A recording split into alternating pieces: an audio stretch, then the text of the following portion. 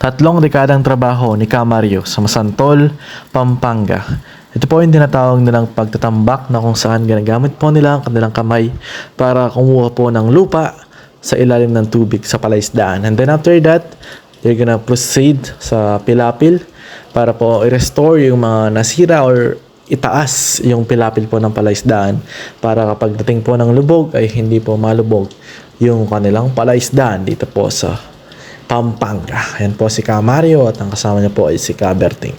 So ito po yung process, yan po yung lupa na ilalagay po nila sa tinataas po nilang palaisdaan mga kasipit. Yan po. Makikita po natin kung paano yung proseso sa pag-repair or pagtataas po ng mga pilapil sa palaisdaan. Without further ado mga kasipit, let's go ahead and watch this video and how it is done.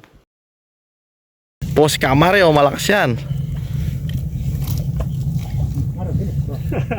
Yo! Yo! Ha? Pagya. Mas Camario.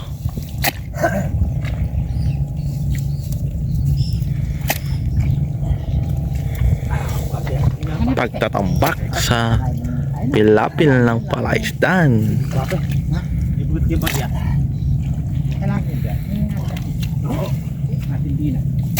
Si kanyang kumay Camario na eh. Naglakap muna eh.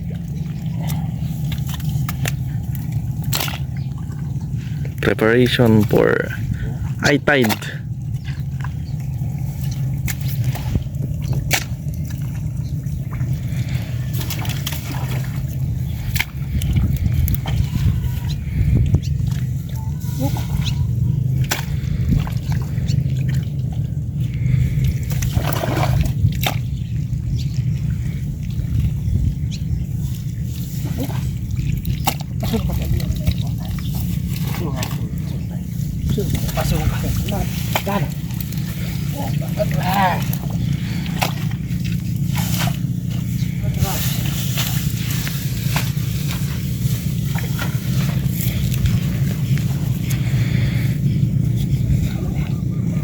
Yo, yo.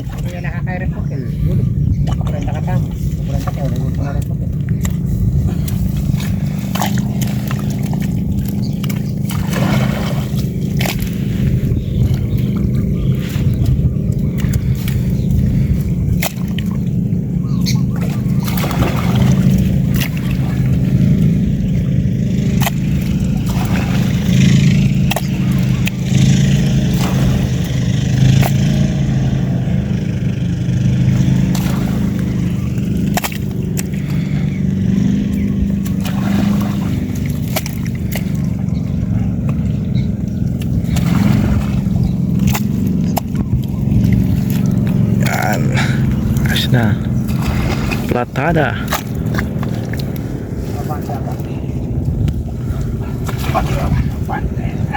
abante.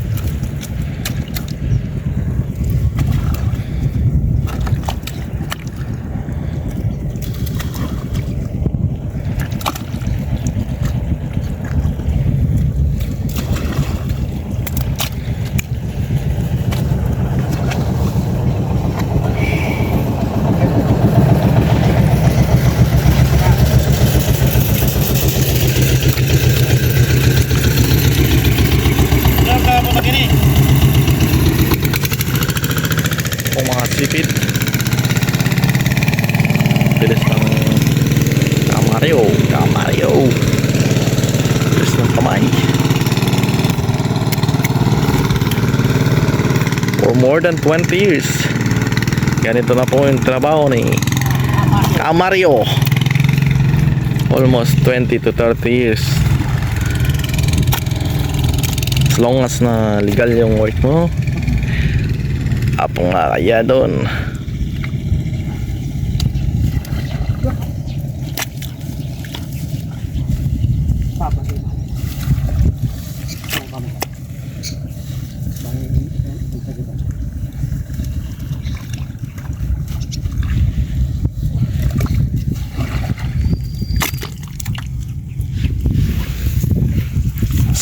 Yo.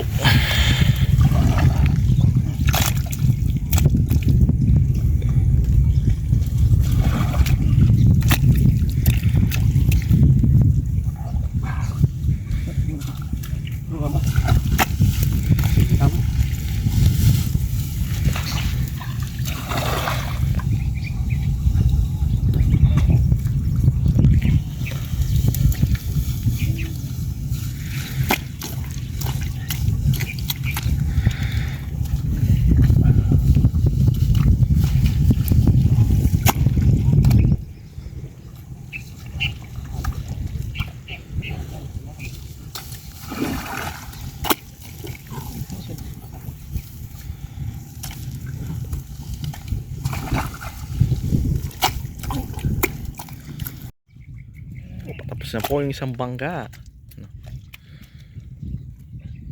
Talaga ni Kamaryo.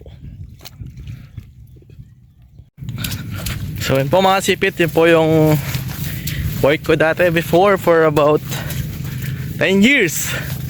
Palaisdaan, pagtatambak, all around, pagtatambak, pang-harvest, ang tatabas, lahat po ng trabaho na related sa pagpapalaisdaan ay experience po natin yan.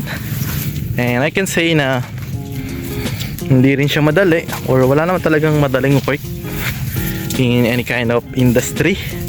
Nasa industry ka pa, nasa food, nasa electronics, nasa engineering, sa medicine, teaching, etc. O lahat ng trabaho dito sa mundo ay mahirap, walang madali talaga. And pero the good thing naman is importante na experience natin yung ganong bagay, kasi magagamit natin yan eventually.